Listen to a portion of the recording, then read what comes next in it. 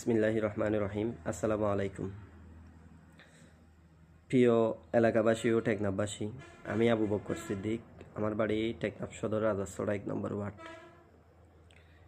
গত কিছুদিন যাবৎ দেখতেছি আমার নামে কিছু নিউজ করা হচ্ছে মিথ্যা ও ভিত্তিহীনভাবে। নিউজগুলো হচ্ছে আমি মানব প্রচারকারী এবং মাদক প্রচারকারী বলে আমার নামে প্রচার ছড়ানো হচ্ছে। অপপ্রচারগুলো ছড়াচ্ছে টেকনাফ পৌরসভা কে পাড়ার সাংবাদিক কায়সার জুয়েল নামে এক ব্যক্তি।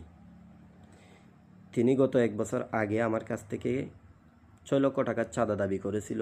চাঁদাগুলো দাবি করার সময় আমাকে বলেছিল আমি নাকি তার শ্বশুরের কিছুই অবাধ ধরিয়ে দিছি পুলিশের কাছে ইনফরমেশন দিয়ে, তাই নাকি আমার টাকাগুলো ওনাকে দিতে হবে 6 লক্ষ টাকা। সেটা বলে আমার কাছ থেকে টাকা দাবি করছিল। এক পর্যায়ে আমি টাকা দেব না বলাতে আমার উপরে অতর্কিতভাবে হামলা চালিয়েছিল মিঠাপানিছড়া বাজারে। তখন তারা 4-5 জন লোক ছিল। আমার ওখান থেকে একটা মোবাইল ফোন নিয়ে গেছিলো, একটা বাইক নিয়ে গেছিলো, যে বাইকটা ছিল আমার বন্ধুর নামে রেজিস্ট্রেশন করা।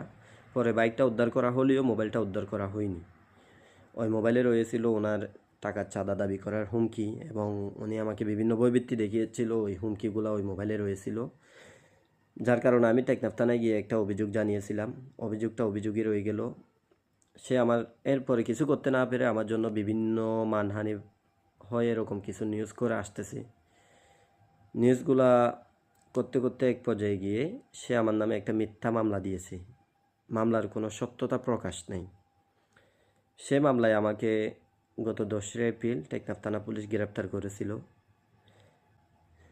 আমাকে কোর্টে চালান করা হয়েছিল। কোর্ট থেকে আমি জামিন পেয়েছিলাম আলহামদুলিল্লাহ। এখন দেখতেছি আমি কোর্ট থেকে জামিনে বের হয়েছি ঠিকই, কিন্তু সে আমার নামে নিউজ করা বন্ধ করে নাই।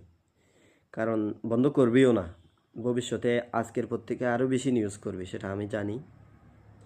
কিন্তু দুঃখের বিষয় হচ্ছে যে একজন সাংবাদিক হয়ে সে যদি চাঁদার টাকার জন্য একটা নিরহ মানুষকে এভাবে মিথ্যা ও ভিত্তিহীনভাবে মানুষকে বোকা বানিয়ে নিউজ করে যায়, তাহলে আমি একজন সাধারণ নাগরিক হিসাবে আমার সম্মানটা কোথায়? এটা হচ্ছে প্রথম কথা।